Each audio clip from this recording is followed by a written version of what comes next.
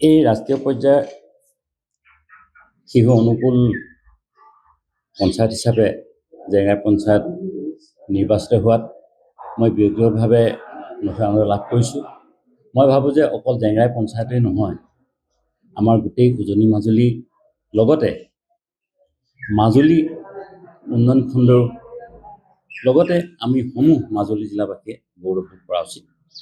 কাৰণ ৰাষ্ট্ৰীয় পৰ্যায়ত আমি এনেকুৱা এটা অনগ্ৰসৰ অঞ্চলৰ পৰা আমি ভাবোঁ যে সদায় আমি অৱহেলিত হৈ আছোঁ। নহয়, আমি ইয়াৰ পৰা যে আমি আজি ৰাষ্ট্ৰীয় পৰ্যায়ত আমি মূৰ দাঙি উঠিব পাৰিছোঁ, নিজকে পৰিচয় দিব পাৰিছোঁ, সেইকাৰণে মই গৌৰৱবোধ কৰাৰ লগে লগে মই সমস্ত মাজুলীবাসীক মই অভিনন্দন জনাব বিচাৰিছোঁ।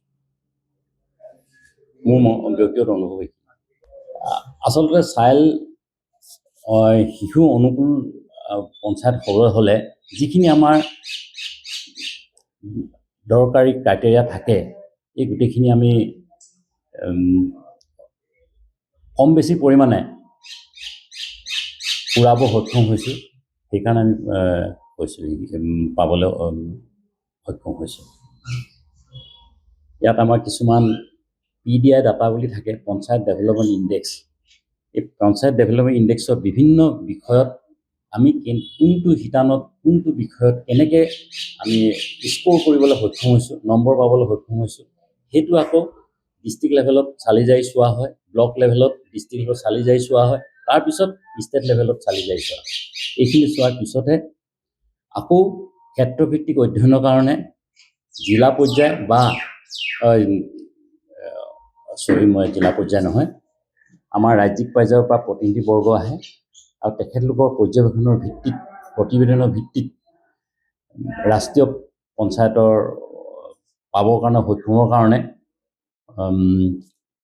ৰাষ্ট্ৰীয় লেভেললৈ প্ৰেৰণ কৰা হয় আৰু তেতিয়াহে আচলতে গোটেই কথাটো আমাৰ ৰাষ্ট্ৰীয় গ্ৰাম উন্নয়ন বিভাগৰ পৰা এই গোটেই বিষয়টো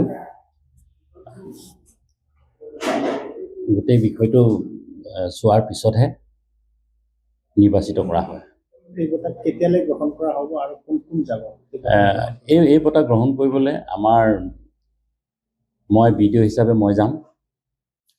তাৰপিছত আমাৰ গাঁও পঞ্চায়তৰ সভানেত্ৰী, গাঁও পঞ্চায়তৰ সচিব আৰু জিলা পৰিষদৰ মুখ্য কাৰ্যবাহী বিষয়া মহোদয় যোৱাৰ কথা আছে। আৰু আমি বঁটা গ্ৰহণ কৰিবলৈ অহা 11 তাৰিখে নতুন দিল্লী বিজ্ঞান ভৱনত ৰাষ্ট্ৰপতি মহোদয়ৰ পৰা বঁটা গ্ৰহণ কৰিবলৈ যাম। যিকোনো খবৰৰ বাবে যোগাযোগ কৰক 7099017330 লগতে 7099017110 নম্বৰত।